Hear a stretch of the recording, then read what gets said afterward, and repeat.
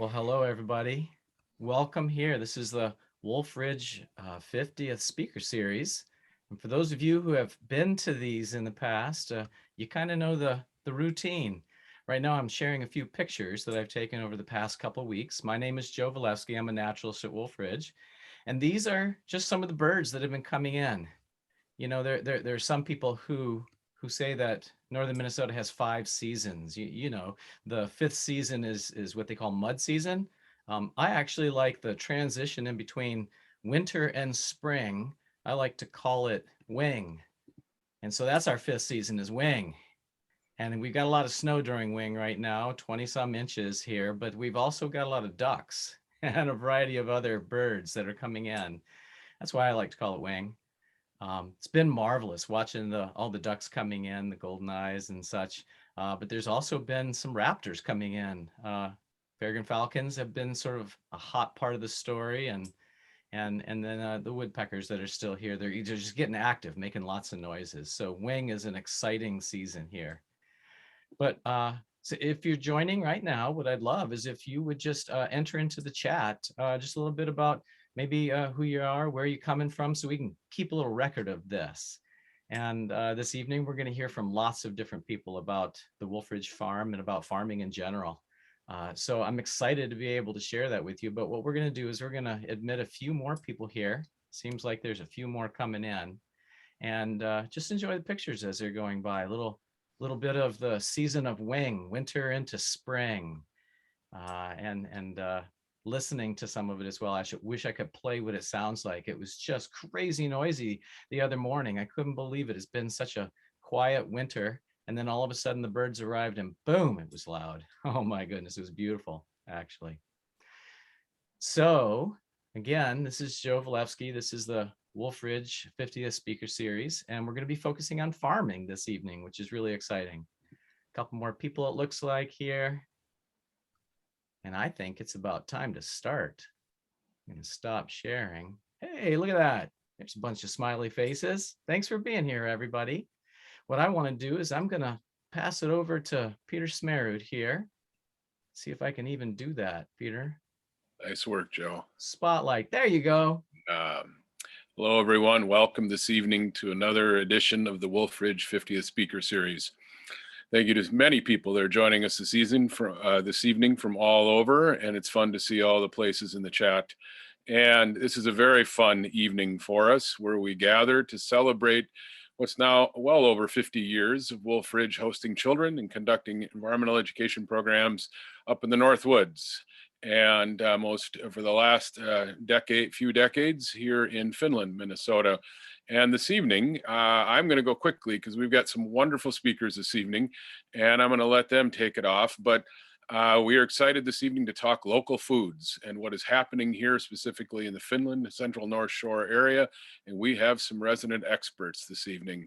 And as many may know, this is an endeavor Wolfridge has been pursuing for about 10 years now. And the idea of the farm at Wolfridge was created well over 10 years ago now. And we are excited to learn from all these people that all have connections of one sort or another to Wolfridge. One of the things I'm often asked this evening is, how is Wolfridge doing?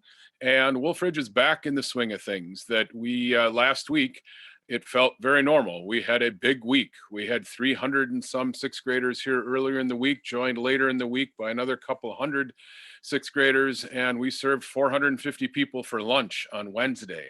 That is a big meal for us. So that's an idea of how exciting it is. The children's voices are back running around in the woods at Wolfridge and out on the ropes course, and soon down at our farm. And so with that, I am going to pass it this evening to Wolfridge's farm manager, Sarah Meyer, who leads all things great and healthy and nutritious as we plant, grow, and harvest at the Wolfridge farm. Sarah, take it away. Thanks, Pete. Hi, everyone. Thanks for joining us. This is pretty exciting. This time of year, we're supposed to be putting seeds in the ground, but we can't see it yet. So we're patient. We have other things to do, so that's fine. So we're really curious, before we start discussing local food and what that means to a lot of us, is we want to know what role food plays in your lives. So we have this really exciting poll for you to fill out, and it should pop up on your screens. There's about 8 options. You'll see, I want y'all to pick the one that fits you the best. I know it's going to be hard because you might be able to choose more than one, but pick one that fits you the best, and then we'll get an idea of who's listening and watching. And just hit the submit, and then we'll all get to see the results together. You all will see it, and we'll see it as well.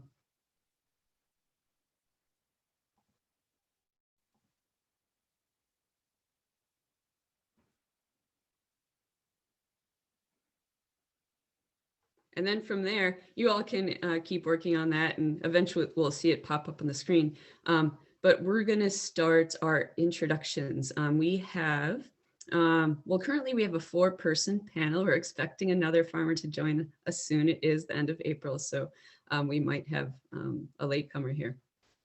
But we're going to introduce ourselves in the way of a story. And basically that story is going to surround our food systems.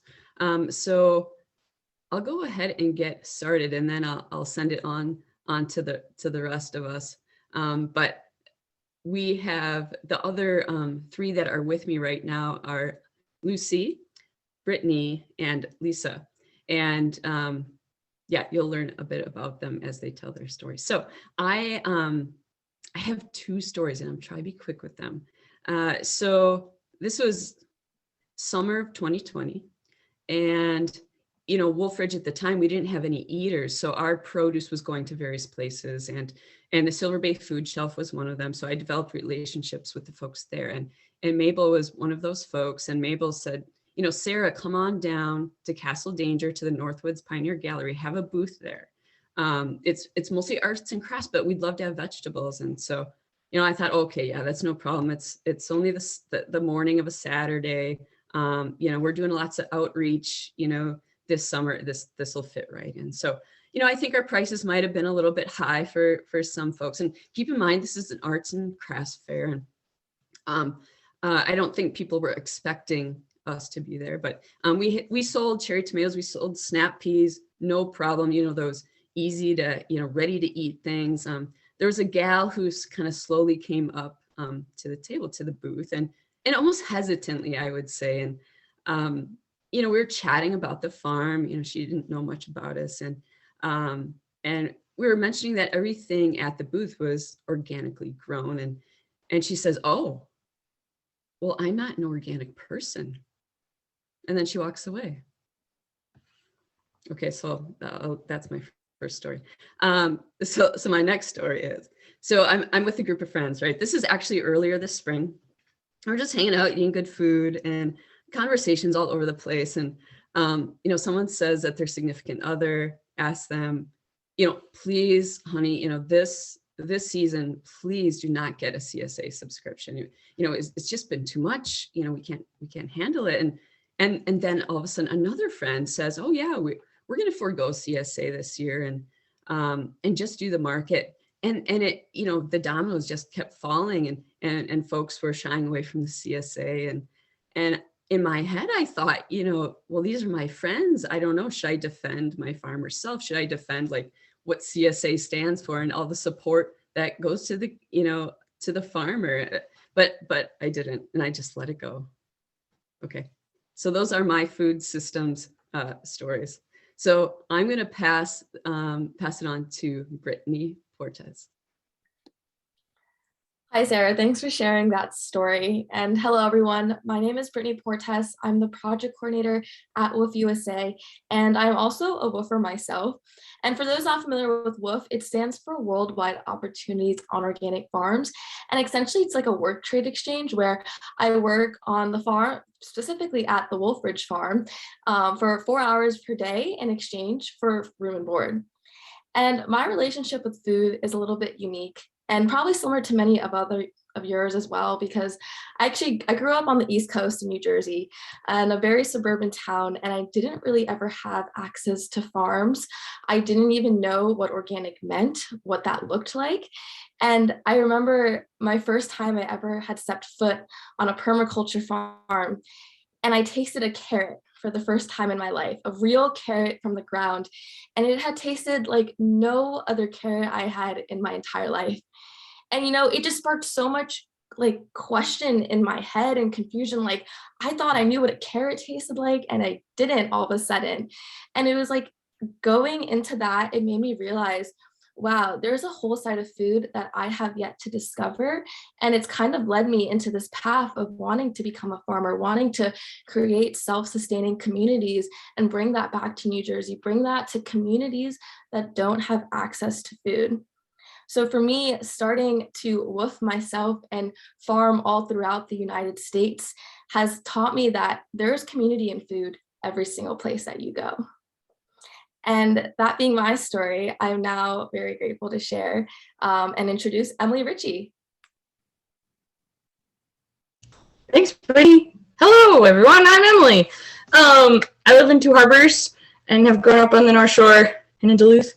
And I own Agate Acres Farm, which is 5 miles west of Two Harbors.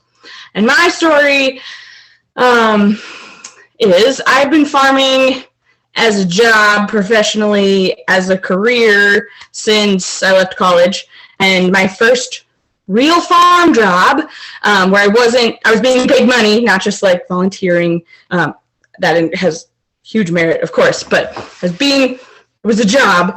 I was working on a farm in Vermont, a pretty big, small farm, if that makes sense, in their vegetable production. Then they were growing mostly storage crops and selling them wholesale to business corporations like Whole Foods, Trader Joe's, things like that. So large amounts of the same thing. And it was very new for them. So there wasn't a lot of mechanization. It was mostly by hand work. And so I spent 9 hours a day picking beets by hand, which meant pull a beet out, twist the top off, throw it in a basket all day long. I was 24 at the time, and really opened my eyes to how most of the food in our food system is produced, particularly specialty crops such as vegetables and fruits, which are mostly picked by hand. And so in this world of, I'm a white person from northern Minnesota with a middle-class background. My family has been in this country for generations. Juxtaposed against most food is picked by migrant labor that's very low income, but very high skill and incredibly efficient because you have to be. And so that experience led me to get carpal tunnel in my wrist, which I finally had surgery for this winter, which again is this like massive, just makes me realize the privilege of my ability to access that care and have the support to be able to do that. And then now as a farm owner, like I own a business, thinking about how this small business that I have affects food systems and how I can be a good employer, I can be a good participant in feeding my neighbors and my community. And then on the other side of that, advocating on a bigger, larger scale, the national scale, state scale, with policy and things like that, to ensure that the people who are growing most of our food, regardless of who they are treated well and respected and have access to a good life. So that's my story. And I'm going to popcorn to Lucy. Hi, everybody. I'm Lucy. I work for the food chain, which I'm not sure how many people know what that is, but it's sort of like a community organizing food systems organization based out of Finland. And when I was thinking about a story for today, I really thought back to a few months ago when I was talking to one of my friends and coworkers and fellow farmers that lives here in Finland.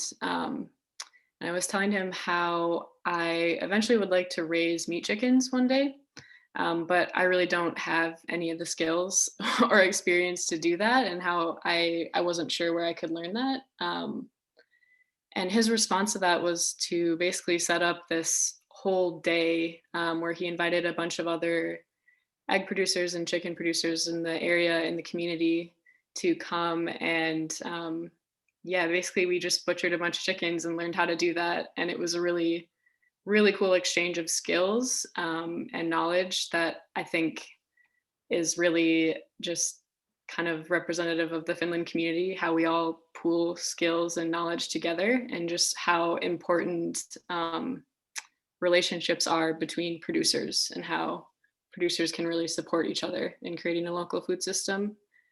Because I'm sort of a beginning farmer. There's lots of more established producers in the community, but yeah, I think it was a moment where I realized that how important it is to pass down those skills and kind of uplift those relationships. So yeah, with that, I'm going to pass it to Lisa. Hello there. I am Lisa Abazs. My husband David and I moved to Finland straight out of college in 1987, and we're often asked, why Finland? if we wanted to farm, why not the luscious, fertile land south of here, where I grew up in southern Minnesota? And there's a lot of reasons why, but maybe when you're 22 years old, you aren't really thinking through things very logically, or you just aren't daunted by things like 2-ton boulders or 2 feet of soil to bedrock. So we landed here, and Finland actually was a farming community. Long before we came, it was settled originally by Finnish farmers. And we didn't know that though when we first came. And we have spent the last 30 some years slowly reclaiming a homestead that was originally settled turn of the century. And our goal and our calling, I would say, has always been to grow food for the community. And again, we were undaunted by the difficulty of growing things here. The first cover crops that we planted in our little, very painstakingly cleared first beds grew about 2 inches and then died. But we raked up the moose and bear droppings and fertilized them and tried again. We were just gonna do it. I think we've harvested as many rocks as we have vegetables, which is a lot over the last 30 years. So, but the story I wanted to tell basically is that, and Sarah sort of alluded to this, that it takes more than food growers to make a food system. It also takes the eaters and understanding eaters who understand food. And when we were just a fledgling farm here in Finland, the first one in a long time, we had a little farm stand that we set up by the Finland Co-op just to test out what we could grow, who would buy it, and things like that. And we developed a pretty loyal following, and we learned about our customers. It wasn't huge, obviously. We're a very small farm, about an acre. But we had some devoted customers, but we did notice that they all liked folk festivals because they would all disappear when the Winnipeg Folk Festival happened in mid-July. And that had a huge impact on our little tiny farm. So every customer had a big impact. There was one customer in particular that we fondly remember, an older woman we also had goats at the time, and we made goat cheese and packaged it in little plastic wrappers and set them back because we weren't certified. So we couldn't technically really sell it, but we knew people would like it. And so we had it sitting on the back of the farm stand. And this woman said, "What's that?" She was a little white-haired lady. And we said, "Well, that's this herb goat cheese we make, but we can't technically sell it because we're not certified to sell it." And she says, "Oh, is it illegal?" And we said, "Well, not really. We just can't sell it." She says, "Well, I'll take 2 of them then." And so she was not daunted at all, unlike Sarah's, person who was like, "I'm not organic." She was just like, "Well, give me more of it then if it wasn't." So it takes all kinds. And we remember her because of that, her willingness to support us in that way at that time. So, and I will give it back then to Joe or Sarah. I can't remember who I was supposed to give it to. Joe, I think. Well, I think we're passing it back to Sarah because there's a question and answer, right? And so what we'd like to do is to allow folks, if you have questions, maybe any of these stories inspired a question that you have, or maybe you came to this with a question. What we'd like is for you to be able to put some questions in the chat. And since we're a small group as well, perhaps you would rather just ask that question. And so you can raise your hand or just unmute yourself and ask a question, as long as we're not all unmuting at the same time. But then ask questions. And we have 5 people with similar perspectives, but also really different perspectives on the very same thing. So this is all about questions and answers right now. So who has questions? Anyone out there?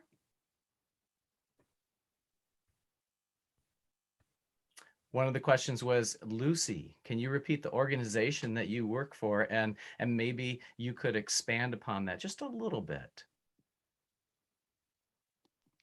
Yeah, so I work for the Finland food chain, which is, like I said before, it's kind of like a community organizing hub for food systems projects. So it's, how to describe it? It's really a place where people in the community can propose food systems projects. And then we have kind of a core team that will support community members in like technical assistance, team support, that kind of thing, to help make those food system projects happen. So hopefully that's a good explanation. And I hope that it inspires even more questions perhaps. But while people are chewing on that a little bit, Sarah, what's a CSA and how does it work? Oh my gosh, thanks for asking that question. When we were getting prepared for this discussion, us farmers, food producers, we had to remind one another to not take these things for granted. And I do that all the time. But CSA stands for Community Supported Agriculture, and it really got going in the 80s, and it was probably something that was being done before that. But in essence, you're subscribing to, most commonly, say a box of vegetables every week for, say, 16 to 20 weeks. And there's different ways that farmers are developing the subscription now, where there's sort of free choice CSA, or you just get what's in the box, you pick it up and you go home and you develop your own recipes. But it's a way for the farmer to have funds up front in order to grow the food that you'll be eating throughout the season. So that's where the support comes in. And so if, say, for example, if the raccoons are really in good shape that year and they take out your sweet corn, you just won't get sweet corn, no big deal, but maybe you'll get more of something else, maybe more melons. It was a good melon year. So yeah, that's where the support comes in. So I hope that answers it. I wanted to tag on to, the Finland food chain, what Lucy was saying about the organization. Check out their website. It's really great. It's got some educational resources on there, some videos that community members have done in the past as webinars. And those are all recorded, but there's so much good information, and it talks about what projects have been completed to date. So yeah, check that out. And I'm going to ask Lucy to put that in the chat, the link to the site, so that people can just access that. But I'm going to turn the next question here. Well, this could go to any of you, I realize, but I think I'm going to turn it to Lisa because you have an interesting perspective on this. So Richard says, we had a delightful CSA for a few years here in Ely, but for whatever reason, they didn't continue. So what's the best way to discover local CSAs that are looking for eaters? Oh, there's a variety of listservs, I would say, that are like through Minnesota Grown and things, that people that CSAs can list their availability. I'm trying to think in Ely, there's a CSA guild in the region here, like that Emily, I think you probably are part of now. David and I we did a CSA for about 25, 30 years. And Sarah's right, it is a really great way for especially for a smallish size, although they've gotten very big now, but it's a really good way for smallish or medium-sized farms to get a dependable income and have a relationship with their customers. I think, and for us, it was the relationship with the customers that was especially made it valuable. I mean, it's wonderful to grow food. It's really hard work, as Emily said, and knowing, it made such a difference as we put food into coolers for our customers to know who it was going to. It made that work more worth it, because cash isn't always what a great return, but relationships were a great return. So I don't know offhand. I can look up while we're talking here some CSA access kind of websites that I can put in the chat, and I'll do that. And about the Finland food chain, I wanted to add to that as well. It was very much a community-based. It sprouted out of the community. The Friends of Finland nonprofit that sort of supports the community building in this area sought a 3-year grant from the Bush Foundation to build this kind of a system or to work on this kind of community-based system of food, and which means both growing and eating. And so it's been an incredible incubator for these culturally appropriate and regionally appropriate kind of efforts in the food system up here. And it does take the whole community, and every community's food system will look different and needs to match the culture here. So you'll see there's a wild rice project in ours, and then there's a local food restaurant idea starting up now. Again, with the tourists coming up here, that's something we can do. And I would say the thing that we have to work on up here is it's really hard to grow things. And so we're trying to figure out ways to support the beginning farmers up here. Land is difficult to get and hard to make fertile. And so there's some different ideas now coming up on how to get incubator farms started here, possibly with Wolfridge involvement there. So some really exciting things with that. But it looks like some people put some connections for how to connect with the CSAs in your area. There's a lot of reasons why a person might stop. We ended after about 25 years, our CSA. It's really hard work, and physically it just gets harder and harder to maintain that intensity for the summer season. So, but there are a lot of others starting up at the same time. So we just do for the market now. So before we go on to other things, I wonder, Brittney or Emily, do you have any other perspectives on how to find CSAs in your area, regardless of where you are in the US or the world?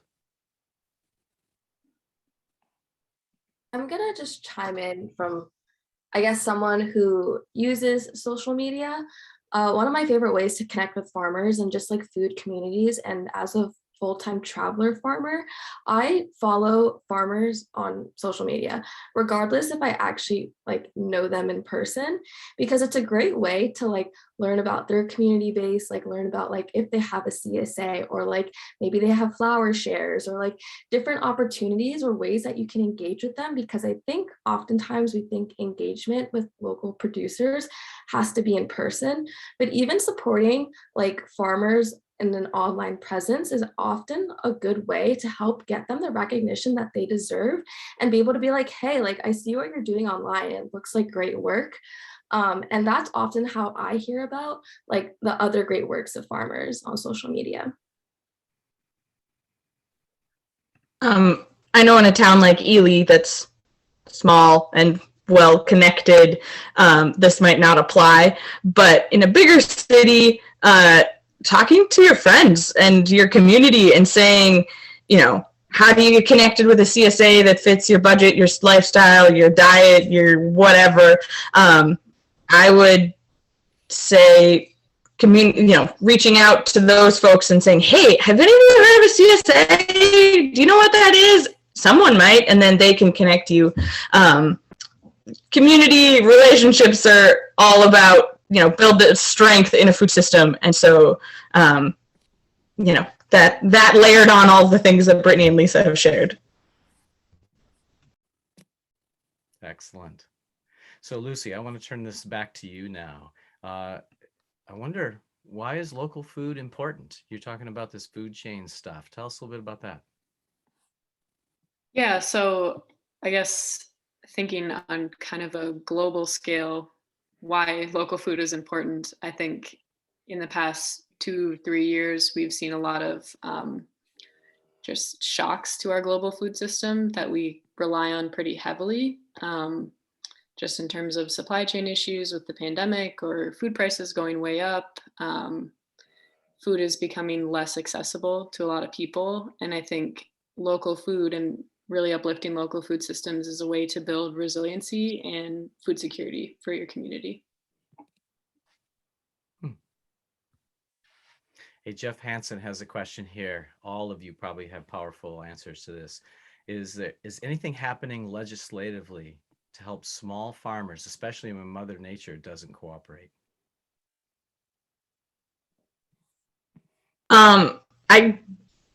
Yes, is the short and very simple answer. There's some really amazing organizations out there working to help support the work of farmers in lots of different ways. Of course, in like natural disasters or a drought year, things like that, but also in the realms of like accessing health insurance and, you know, dealing with student loan debt and, you know, getting small farmers' voices heard in the Farm Bill, which is this massive piece of legislation that affects everyone's life in the United States. And so there's organizations like the Land Stewardship Project, which is based here in Minnesota, the National Young Farmers Coalition, you know, there's some like the Farmers Union, the Farmers Bureau, there's lots of organizations that's what they do, is help speak on behalf of farmers of all sizes, you know, whether it be small or large. But those two that I mentioned are more involved on the smaller farmer side, and there are the four I mentioned.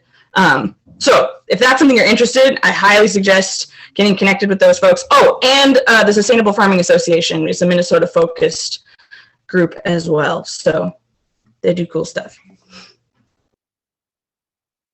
I would say that it's been recognized that there's one of the big things that is impacting Minnesota agriculture now is the transitioning farms from to new farmers. So there's most of the current farmers are over age 60 and are going to be stopping farming, and there's not necessarily the younger farmers coming up underneath them. And so there are some legislative efforts to build that next generation of farmers to take over. It's not just small farmers or big farmers, it's everyone, and working on ways to encourage that kind of transition that isn't traditionally, it was within the families, but now it's not so much, so that land doesn't just get unused. But typically legislative things tend to have a bigger impact for larger farms. And so it has only been recently that there have been programs that the smaller farms could take advantage of. And so like with David and I, on a very small, we call it a micro farm, you know, the first program type thing that we could take advantage of was the greenhouse, the hoop house assistance that they gave. They helped pay for some of the costs of putting up hoop houses, which became a huge thing in the state. Every single farmer I know of has taken advantage of that program, and it incredibly increases the availability of local food by extending the seasons on either end. And people have all different kinds. It's not just one kind of hoop house. The farmer can decide the type, the size, whatever. But that was the first, and that was during Obama's time, I think, because it was kind of part of that organic efforts that Michelle Obama did. And so that was the first time we actually were able to take advantage of a legislative type resource for our scale of farming. Because typically it does go to the commodity crop kind of, or large scale conservation kind of resource things, which aren't bad, but they do leave out a really, I think, an important part of the food system that kind of is more focused on feeding us as opposed to feeding the whatever industries the commodities are going into. So. Excellent.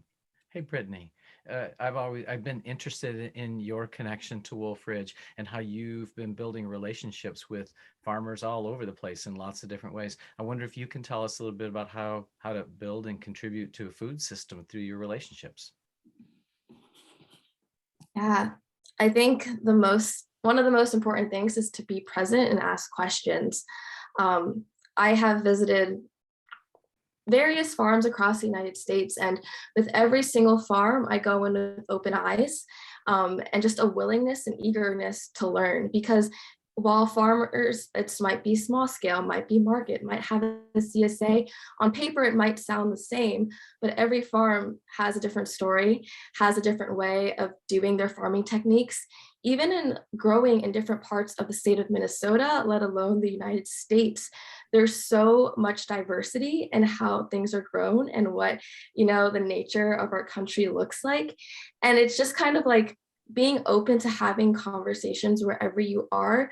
The wealth of information that you get from like building those relationships and asking questions with farmers, like you're slowly enriching yourself too, because I think what I guess say is like when you eat food from a local, from any region, you're getting closer to that community. So yeah, totally recommend asking questions and just getting to know the food and getting to eat and share meals if possible with people a part of that community. Excellent, thanks. Okay, so we got this other question here. Let's see if I got this.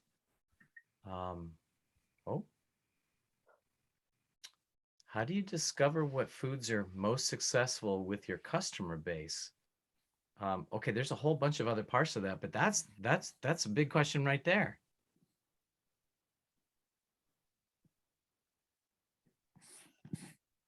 I know that in the farms at the farm market here in Finland now, they do cooking demonstrations.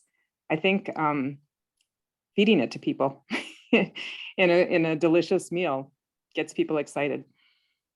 At least that's one thing. Sometimes, yeah. It was interesting when we first started our farm stand.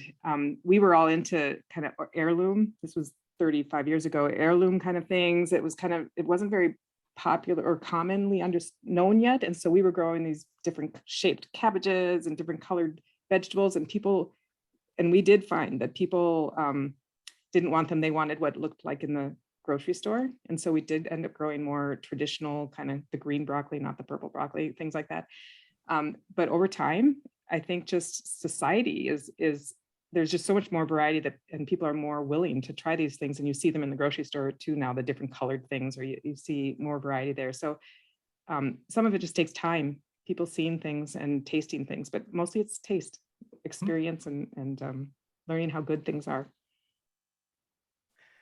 So Sarah, you're growing for the Wolfridge Dining Hall. A different kind of a customer base there, and you have experimented with foods, I'm sure. Do you have any stories to share about that? Well, we're told kids are picky eaters, and yeah, I guess they can be, but adults can be just as picky. I think that it's all in the preparation, and so it's not just the farm; it's the staff in the kitchen. So if we've got chefs that are trained and have experience with preparing these whole foods that are coming from the farm, they're going to be successful with the kids. There's simple things that you can do. So we grow a lot of winter squash because we can save it until now, and the kitchen can be using it. And okay, winter squash, yeah, you can throw it in a pie and you can throw it in a bread, and kids will generally eat that, but anything else can be a bit of a struggle. But you put it in mac and cheese, heck yeah, kid will eat it.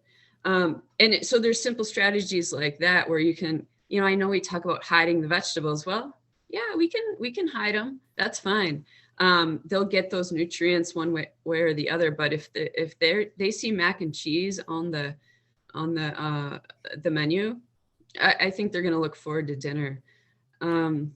Yeah, so it's getting creative, and there are lots of farm to school chefs who have already done this. We don't have to reinvent the wheel.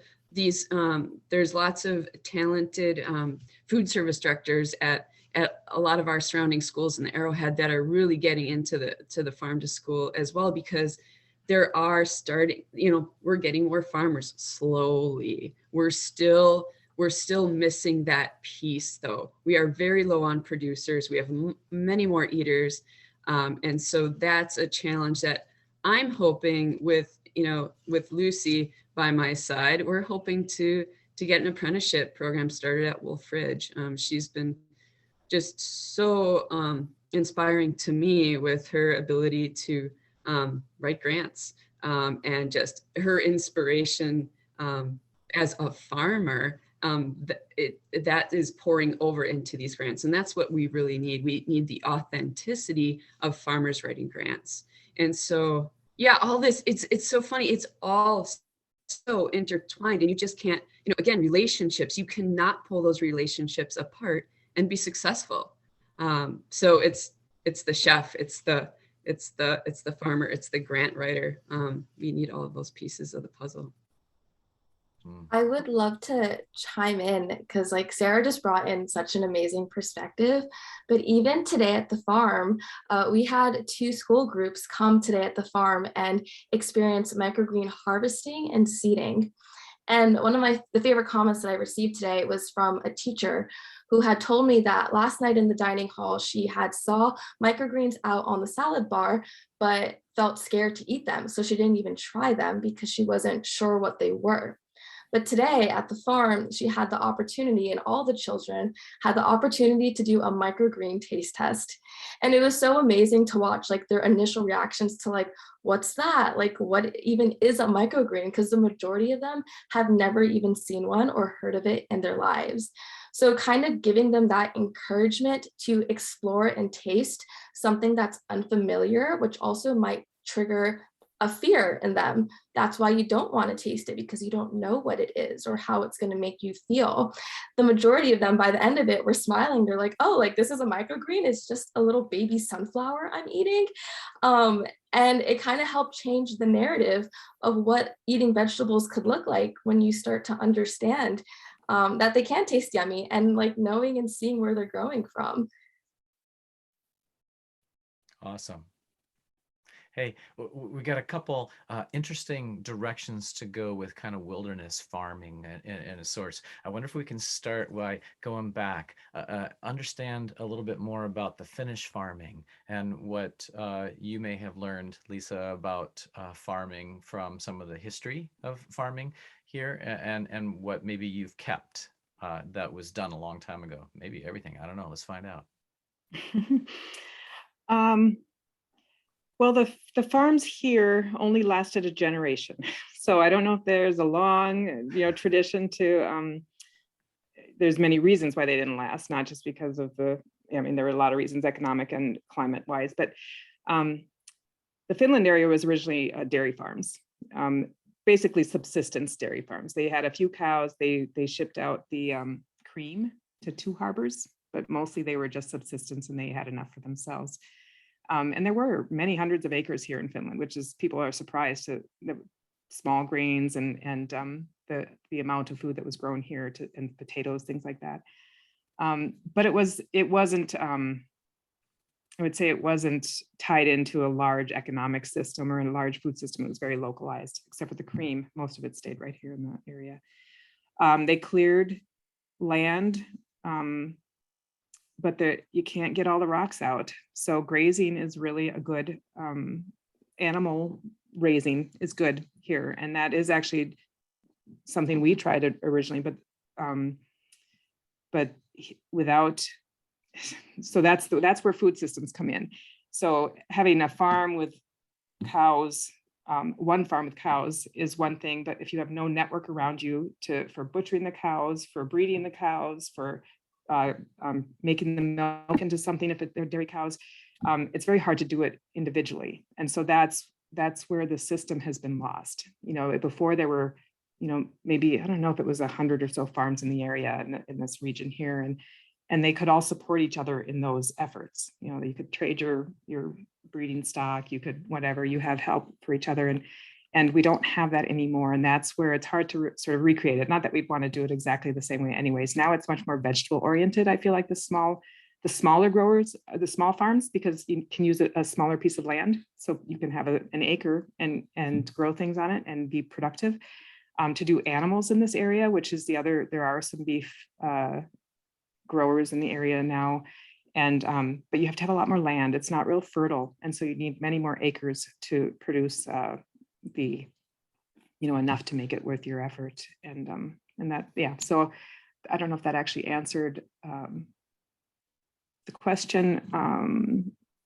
For us, when we settled this homestead, it was pretty important to us that we didn't clear forest to have to create a farm, but rebuilt a homestead. So we're on an original a homestead, just because of that balance between the trees that are natural here and the nature that needs to be here, and agriculture, to find that balance there and not take away more of the forest.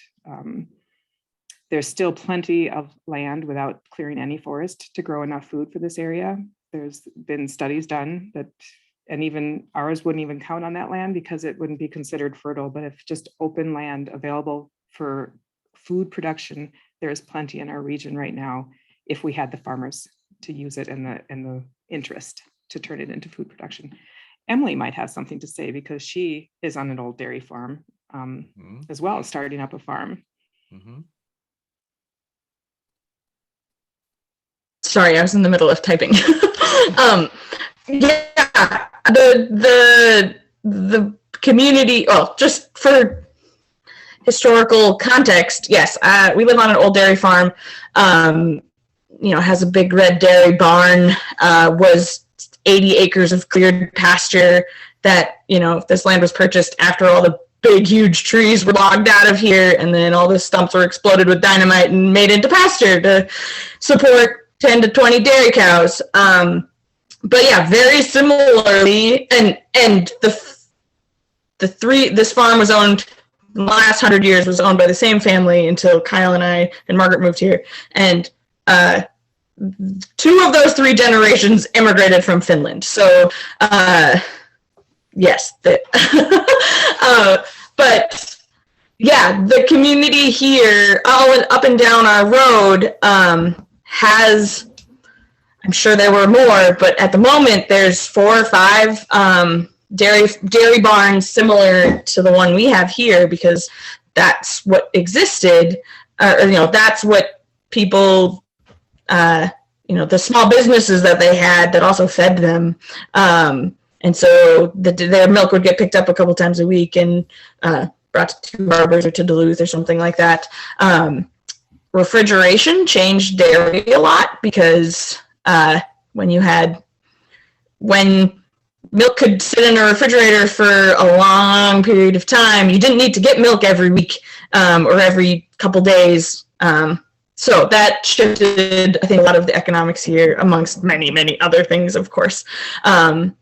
But yeah, it's fascinating to learn. We have this amazing privilege to know a lot about the history of this specific piece of land from the family that was here previously, but also to just learn the connections of, immigrant populations and their stories that are still here.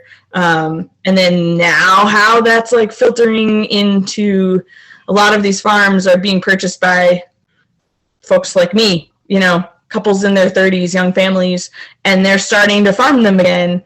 I live in a community called Clover Valley, and there's a lot of that happening here. And I'm really excited to see where it goes. Who knows, but it's happening. So Lucy, I think this one might be directed to you, though Emily was just touching on like food systems and understanding about that. I'm curious about some of what you imagine our local food system to look like in the future. Where are we headed?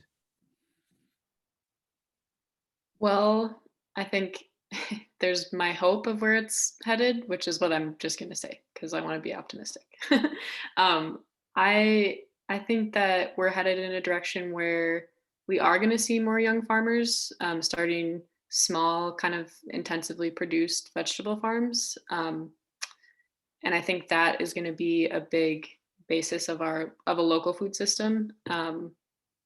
And yeah, ideally, I would like to see more local food in our restaurants up here and different institutions. And I think we are working on that and it's going that way. on a global scale or national scale, it's a little different. I don't know. I think that the idea of local food is kind of in people's minds. I don't know how much action I'm seeing towards that right now. And that's why I think it's really cool that everybody's here today and we're talking about it. I think we need to really keep the conversation going to keep this momentum going so that we don't lose sight of our goals of creating a local food system. But yeah, I think there's momentum behind local food and that it's a possibility that we could see real local food systems, but it's a lot more work to get there. And it's a lot more collaboration that's needed between producers and food systems organizers and people eating food, consumers. It's really, really crucial that consumers are participating in this. So yeah. Sarah, I'm going to direct this to you a little bit here. So living out here in the woods, there's a question here about bear proofing, but I wonder about just protecting our crops from a variety of animals in this setting. What have you found to be successful? Presence. The presence of people, the presence of kids voices. I mean all of those. If you're there, they'll leave things alone. It's been really interesting. I mean, deer will come in while I'm at the farm. They'll jump through a high tunnel and jump right out. And with me being right there, it's unbelievable. So the deer are always going to be an issue, but things like bears, yeah, good question. It's interesting down where we are, we're pretty low as far as the land goes at Wolfridge. Up on the ridge, there's black bear visiting probably every building, looking for scraps and things, and following all the good smells. And it's fun to see them, right? It's really exciting, but I don't want to see them at the farm, and I haven't yet, which I can't figure out why, because we bring food waste from the dining hall down to our compost, and we're very responsible about it. We cover it with all the carbon so it doesn't leave an odor. But bears have a very good sense of smell. So I'm sort of, I'm wonderfully baffled by it. And I guess I'm not going to worry about it yet, right? We do have like half of a perimeter fence, but a bear could get to the farm if it wanted to. And we've seen them walking down the driveway, the main Wolfridge driveway past the farm, but they've never knocked on our door. So at least what I've noticed, and we would notice if they wanted to get some vegetables. So there must be enough for them to eat elsewhere. They're not interested, but I'm still surprised by it. Yeah. Fun. Hey, Lisa. So question here a little bit about supporting selling, distributing to local restaurants, but I just think about not just restaurants, but just supporting a community food system for all. I wonder if you could talk to us a little bit about that type of stuff. Did I make it confusing? I apologize. Well, I'm trying to figure out what angle exactly. Okay. I'm seeing the question about legal for local farmers and food producers to sell or distribute. Is that what you're expanding on? That was part of it. That was a seed for other things. Yeah. Sure. Well, what I would say is that the again, we've really focused on this. Relationships matter, and they're essential. Nothing can happen without relationships. And when it comes to selling to restaurants and distributing to restaurants, depends on what you're selling, how difficult it is. Most things on a small scale, you don't have it's not like required that you get licensing and things like that. On larger scales or food packaging scale, if you're like putting things together from different farms, there are some legal trainings and like good food, clean food practices that have to happen. But they don't have to be a barrier. Sometimes they can be a little daunting, but there's ways to learn how to do everything properly, appropriately and for your scale and what you're producing. on the bigger picture, again, it's system-wise, having, it's one thing, local food is great and these small farms are great, and I'm totally, that's who we are, an acre farm. We've always had just a little bit of this, a little bit of that, but to really create a system, it does there has to be some larger vision as well. We're the little bits, and that's important and wonderful, and it's what I love doing, but it doesn't feed the whole community. The little bits, we can feed a portion of it.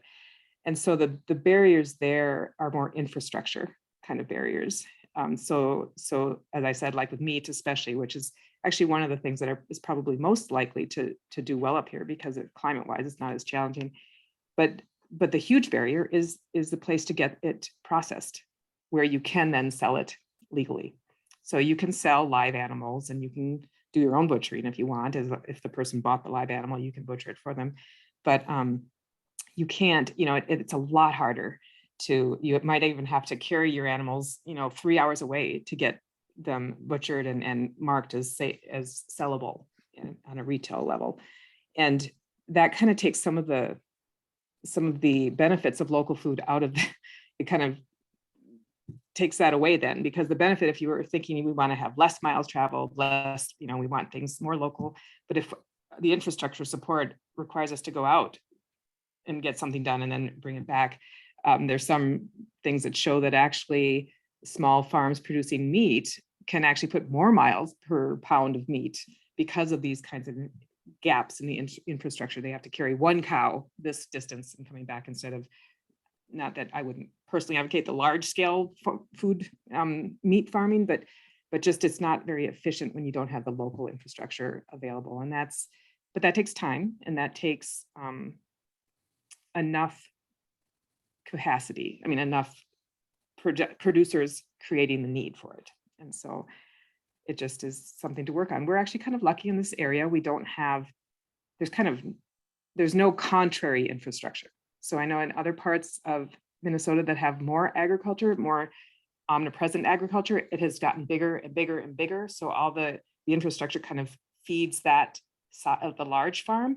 And in northeastern Minnesota, it's actually one of the, I think, the only parts of the state that farmers are increasing, but the size of the farms is small. And so everybody is kind of looking for these smaller scale infrastructure things, and we don't have a negative pressure from other larger systems that are kind of pushing back on it. And so there's a lot of potential here, I think, in the Northeast in particular, to develop a good model. And it's not going back to the way it was necessarily, because hopefully we can do it better, when things were more localized, when things were a little bit more accessible in the specific areas that we're in, and not so globalized in the food system. So that's kind of the bigger picture. Doesn't really, yeah. So I think I have two more questions that I want to ask. Brittney, I got to go to you for a second. So this whole woofing thing sounds amazing, but I don't exactly know what that might look like for me. What's it? What is it? Thanks for asking, Joe. Yeah, so woof, I like to think about it as kind of a work trade. So typically, woof is basically a connection of connecting everyday people to farmers. And with that, we have an online directory of over 1,500 farms across the United States. And with access to that, you have access to contacting host farms and staying at their farm to work on average 20 to 30 hours per week in exchange for free room and board. And what's so amazing about WWOOF is that it's not just about like working or like free labor. It really is a cultural and educational exchange. So me getting to WWOOF, for example, at Wolfridge Farm under the mentorship of Sarah this past year, it's really helped me learn my own skill sets and see like, okay, like what does working like with the CSA look like? What does working on a farm in a part of the country that is so unfamiliar to me look like? Like winter was a shock to me what farming could look like in such a northern climate compared to living probably 6 hours south in New Jersey, like latitudinally. And with WWOOF, just know like it's a great step for people who are interested in farming. Like you don't have to have any experience to woof. You could just want to go for a day, you can go for a week or even months on end like I have here at Wolfridge Farm. But with woofing, it truly is just a great step if you're looking to volunteer, get involved with your local food systems, or even just to get to know more farmers. Woof is a great way to start. Thanks, Brittney. So I'm looking at the time here, and this last question could take hours. So let's not take hours, but I'm curious right now about climate change. Can any of you actually comment on the impact of the changing climate on the growing, processing of crops and such in this area? Well, last summer, it didn't rain for weeks and weeks and weeks, which affected a lot of things besides agriculture, but definitely had an impact on folks trying to grow food, particularly plants. But that's a very straightforward one.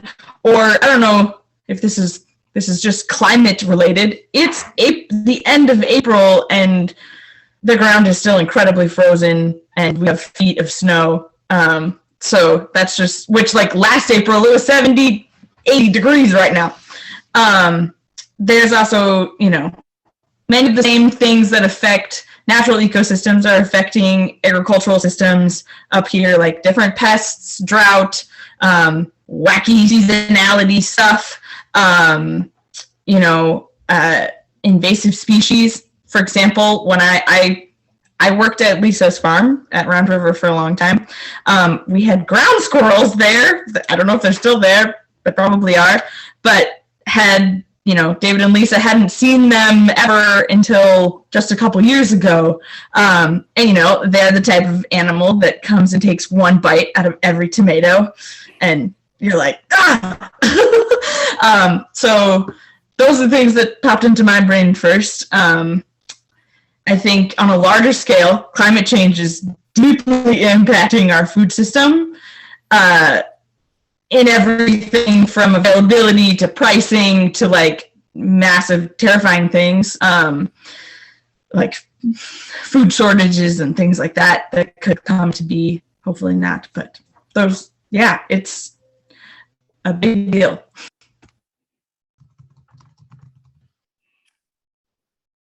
Yeah, I think over the 35 years that we've been here farming, we've noticed it, although what we've noticed is that the dependability of the cold winters is not there. So it's we're usually we're happy when it actually gets cold because that actually kills a lot of the pests that we don't really want it to last right till April like it has this year, but we want it cold.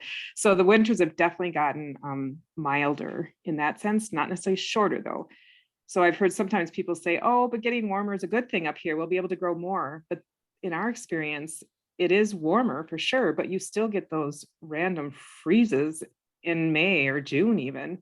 And so your season isn't really that much longer, but it's more extreme, I would say, and which is actually harder to manage. And certainly at the extremes of moisture. But, droughts have happened before, but I think it's the extremes of things and the unpredictability of things now. Not that weather's ever like a done deal, but it's just way more unpredictable. And there's so many things that are unpredictable in farming already. So it just adds another aspect that you have no control over that makes it that much harder to be successful in growing food. So resilience and being diverse and try new things. That's what farmers have to do. They have to always be adapting and learning every year from year to year because there's always new challenges. And now it's just even more of that now with climate change. At least that's in my experience. It's just more and more. Yeah, I think Lisa hit the nail on the head there. If we don't develop resiliency now or haven't started, we're going to be in trouble. And I think that it's going to come back around to relationships and, building those essential relationships is going to going to help us maintain that resiliency. You could be the best, farmer in the world, the greenest thumb, the best, animal handler, and without relationships, you just can't make a go of it. And we've talked about that here. And so I just want to reiterate how important those are. And that's why I'm so thankful to have these 4 women by my side in this community, talking about food systems together and how we can only make them better. And I would just add to its relationships with people, and it's also relationships with the land that is supporting us. And so that's where I feel like the local foods, the CSAs, things that keep you connected to the world that you're living in, so that the drought isn't just it's just not just on the news. You actually know the farmer, and it makes a huge difference to a farmer to have somebody, who may not be growing themselves, but can say, oh, I bet you're having a rough time of it. Just that. So it's people relationships, but also connection and relationship to the place that is producing the food and the land. So it's necessary, I think, for moving forward successfully. So what I want to do is, before I pass it back to Peter Smerud, to close everything, I think that all of you shared such vital perspectives on our farming in our area, and diverse perspectives. And we got to hear it through the stories in the beginning. We got to hear it through a lot of your answers and see all of this. Before we're done, I would like to go around and give each of you an opportunity to share with us one message that you hope that we got today. One message from each of you. And I think we need to do the popcorn thing like the way you started. So somebody's going to be bold and start us and popcorn it around. I would love to be bold and start. My favorite takeaway, and you've heard it countless times today, is just the power of building relationships with farmers and starting those conversations. Once you start asking questions to one farmer, you easily can ask, hey, do you have any more farmer friends? And next thing you know, you're slowly connecting with more and more people who are either growing food, learning to love food, building a relationship with food, and that slowly building your community around other food lovers gets you more engaged with food. Oh, I can now popcorn Lisa. There you go. Thank you. I will say that I think that the value of understanding and being connected to the things that we need to live and survive it makes our life richer all around. And so it's good for the community, but it's also good for us doing this. And so we focus around food, but there's all different ways that you can do this in your life too, just to be connected to the place you're at in this, where you've rooted yourself, and be connected. So it kind of goes along with the relationship thing, that I would say connecting yourself to people and place is very important, in understanding the systems that support you so you can do your part in making them work. And I will popcorn to Emily. The word that I keep thinking of, and I don't think it's actually been said tonight, but is very connected to what Lisa said and Brittney said, of course, is culture. Food is culture. We eat all the time, and it brings us together. We use it for celebrations. We use it to, make ourselves feel better. We use it to bring people together, to like break the ice or whatever. Food is everywhere and so pervasive in all of our lives, and where it comes from has such an impact, and knowing where it comes from, and on any spectrum, like, what is the story behind this lettuce you're eating, or what's the story behind the tomato that you bought at the farmer's market, like understanding the cultural impact that food can have in helping build all these things that we've been talking about relationships and like connection with place and combating climate change and all of that. Culture changes very slowly, but also then really quickly. And so by being conscious of that impact, I think that's a really powerful way to make the world a better place, make the world you want to see, build the culture you like to live in. And so, yeah, that's my little takeaway, I guess. Oh, I'm going to popcorn to Lucy. So my message is stay engaged. All of you that are here today, engage with the food chain, engage with local farmers, and I want to give you a way to do that. And I'm going to put my email in the chat. But I also want to invite everybody to come to the Finland community potlucks. I think they happen once a month at the end of the month, and I'm sure some of you already know, but those of you that don't, come to the potluck, share a meal with the community. It's a really great way to get engaged and start talking about some of these projects and big ideas that we have. So yeah, I'll put the Friends of Finland website too, where you can see the schedule for that. And with that, I'll go to Sarah. Well, I want to build on Lucy's message to stay engaged, and I want to encourage all of you to engage others, particularly children. And I saw a lot of eaters and a lot of gardeners on the poll, so I know a lot of you are very skilled in probably cooking and obviously growing food.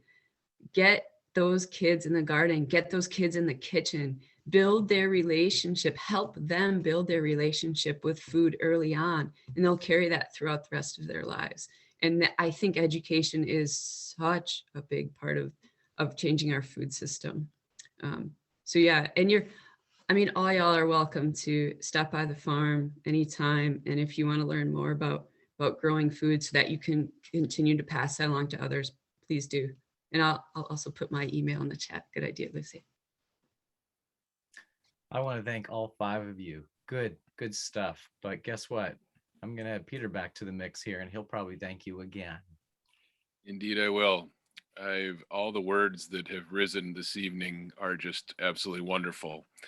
The level of engagement in the Wolfridge community and all the relationships that we've experienced this evening are clear evidence of hope for our future. And I think much of what Wolfridge does is bring that sort of hope, whether it's about farming or about renewable energy, whatever the concepts may be. And I'm really grateful. Thank you to Sarah, Lucy, Brittney, Lisa, and Emily this evening. Powerful farmers making a difference in the world here. I'm proud that Wolfridge is able to host everyone here this evening and continue to host, as I mentioned now, hundreds of children that engage with this sort of learning every day at Wolfridge, microgreens and what they are and how tasty they are down at the Wolfridge farm or in the Wolfridge dining hall, with more to come as the temperatures warm a bit. That I do have to say thank you as well to everyone that supports this. The farm is a great example at Wolfridge of something that would not exist without the financial donation and support that many have made to Wolfridge. It is an endeavor that was very audacious back in 2008-9 when we were talking about the ideas. People on this screen have helped that. I'm going to post into the chat a link to a place where if you are able to either make a donation yourself or support Wolfridge, and many on this screen already do, please consider it. But even more so, consider telling our story. For this, as we all have heard this evening, will grow, and life will grow here because of the relationships we build. If you can help bring more people into this Wolfridge community, I would be ever so, and all of us at Wolfridge, very grateful. To echo Sarah, you are welcome. Please come visit us. We ask that you stop in at the office, check in at the office. As we're a children-based facility, we like people to check in at the office and then go down and visit Sarah at the farm. Go for a walk on our trails, learn more about the things that we're doing here at Wolfridge. We're very proud to have everyone here this evening. Thank you very much. Look forward to the next one. The next 50th series event is going to feature Jack Bacata. Many on this call will know that name. Jack Bacata is the founder of Wolfridge. We are having a set of 50th anniversary gatherings, some virtual, some in person, that are now kicking off finally as COVID has waned. That on June 8th, Jack Bacata will be featured in the next 50th Speaker Series virtual gathering.